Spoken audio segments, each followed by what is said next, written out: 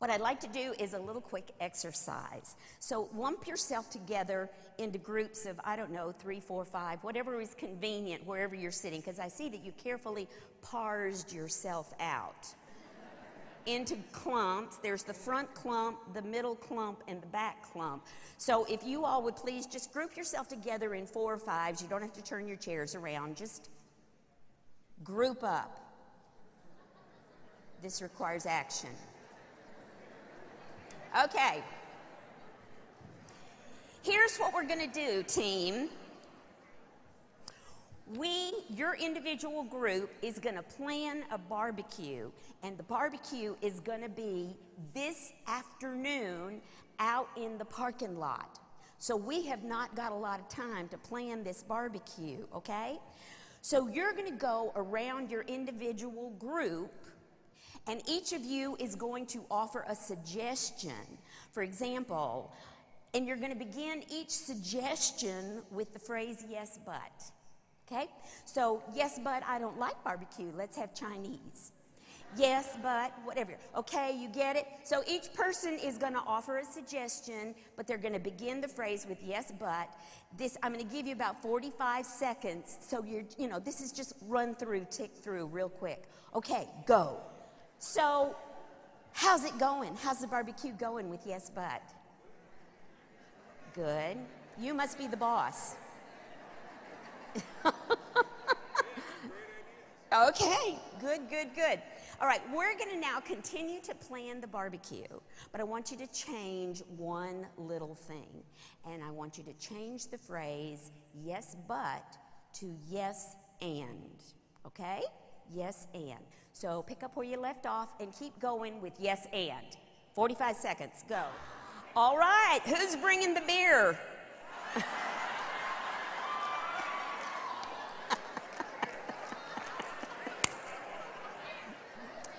Okay. What can we learn from this exercise? How does yes, but feel? Negative. Yes, but. Who do we think we're kidding when we say yes, but? What does yes, but really mean? No. It means not only that, but that's a stupid idea. I'm not so sure about you either for even suggesting it. And let me tell you the 47 reasons why that won't work, right? Yes, but takes our innate ability to focus on the one itty-bitty thing that won't work and just beat the tar out of it, right? What does yes and mean? Agree? Agree? Sort of.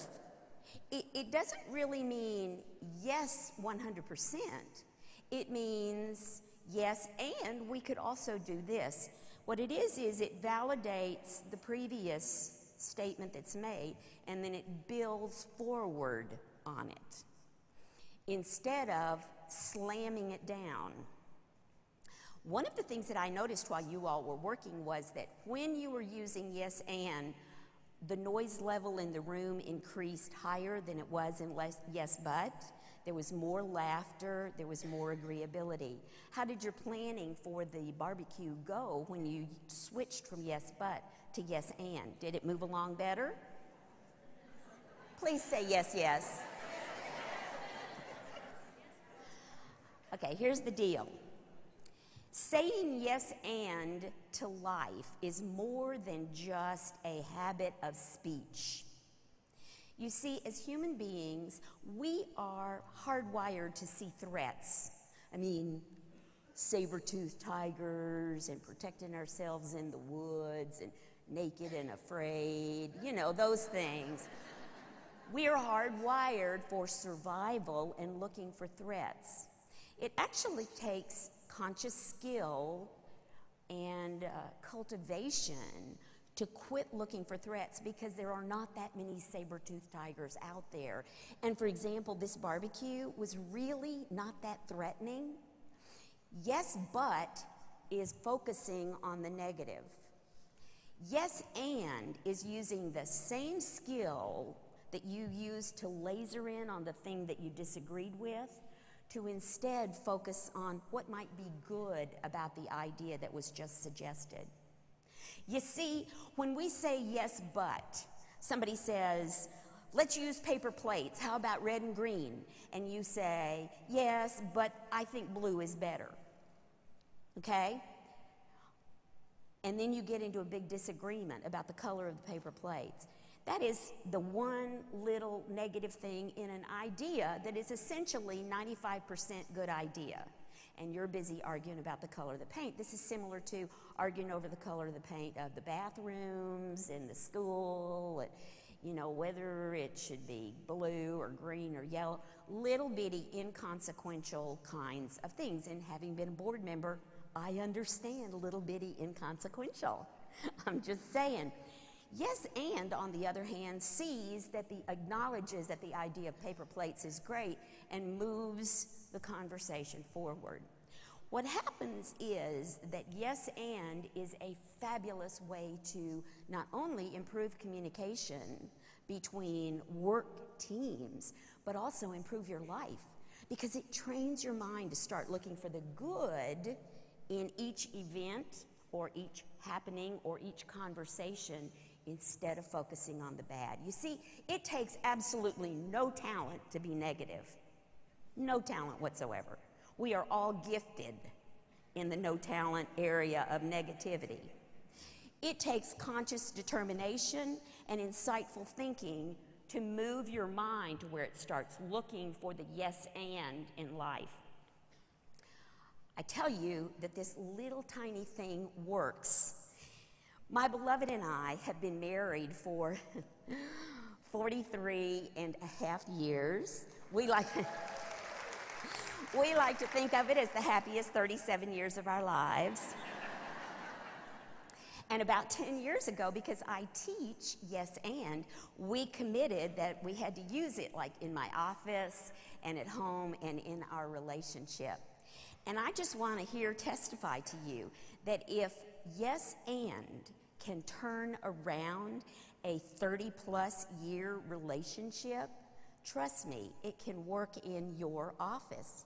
I even have some of the groups that I have worked with do a butt bucket.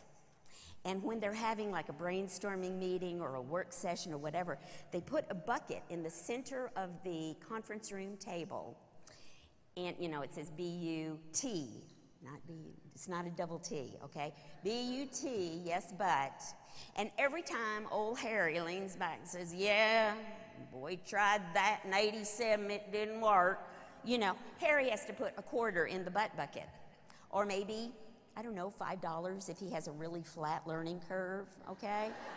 The point is to draw attention to how many yes buts fill your conversation and therefore fill your mind. You can use the money for anything you want. Give it to your favorite foundation or charity, have a pizza party, do what, pizza, you probably can't do pizza anymore because it's not nutritionally good enough for the children. It's okay to have it at home, but not at school, yeah, so. Anyway, you can do whatever you want with the money. The point is, you can have much more productive working in arrangements, working relationships, if you apply yes and. So the next time you're in a fist fight meeting with that most disagreeable, difficult person, say, humor me. Let's just use yes and every time we start a new thought, and let's see if we can't move this whole project forward just a skosh. Okay? So, yes and to life. I'll tell you, I teach this for like 12 years now. I still can catch myself saying yes, but occasionally. It is not an easy habit to break. But when you start training your mind to look for the good in an idea, it is transformative. I am here to tell you, it makes you a pleasant person even if you don't want to be one. Right? Okay, so let's say yes and. Yes and.